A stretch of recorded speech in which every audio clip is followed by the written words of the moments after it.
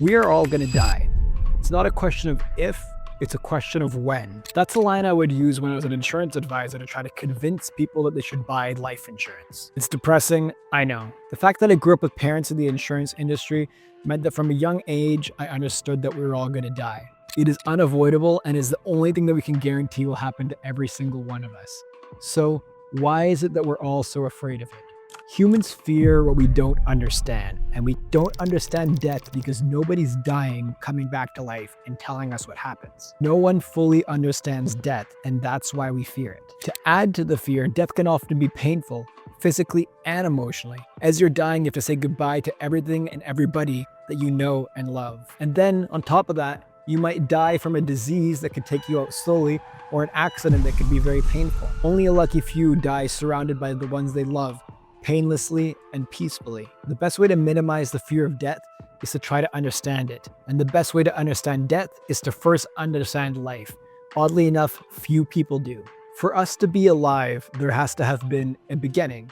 The thing is, none of us remember our own beginning. Honestly, we barely even remember what happened yesterday accurately. Each day is a new experience, and we rarely fear tomorrow. It's just another day. But for some reason, we continue to fear the end, the inevitable end that is bound to happen. Life is this experience, the experience that we're having right now in this moment. It's not happening yesterday, it's not happening tomorrow, it's happening right now. This is the only time that life is guaranteed. Let me repeat that. Life is happening now, and it'll only ever happen now. Death is the end of life, this current experience that we're having.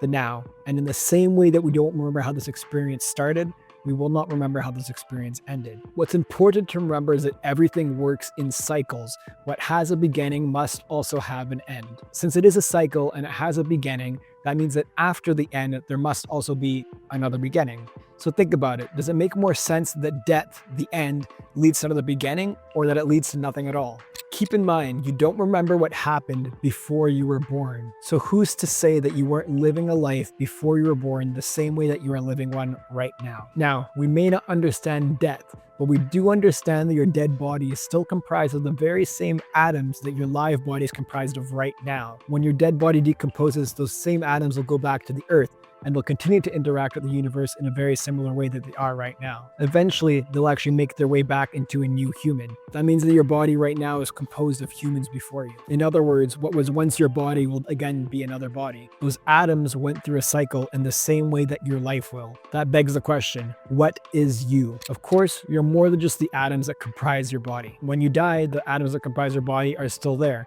So what happened to you? Some religions will tell you that your soul left your body, and maybe it goes to heaven. Other religions will tell you that your self got separated from the body. Either way, religions will hint at the fact that your body and you is two separate things. Your body and you united for this experience of life that you're having right now. The death is simply the separation of those two things. Yes, your body served you well, but the cycle is done and now it has to end. So, now what? The truth is, as much as anybody wants to tell you what happens next, nobody really knows, and that's where the fear of death comes in. We can only speculate on what happens next, and that speculation is belief. This belief is designed by you or somebody else to help eliminate that fear of death. We've already concluded that your body and you are two separate things, so if the atoms that make up your body continue afterwards, why wouldn't you? Whether you believe that after you die you go to heaven, get reincarnated into a new life, or just fly around the universe having a grand old time, that's really up to you. That's where you pick your belief. At the end of the day, all you really do have is belief, so you might as well believe in what will make you happy. The one thing I think we can all agree on, though, is that if the universe always has the same amount of matter and energy, it would be fairly illogical if you just turned into nothing.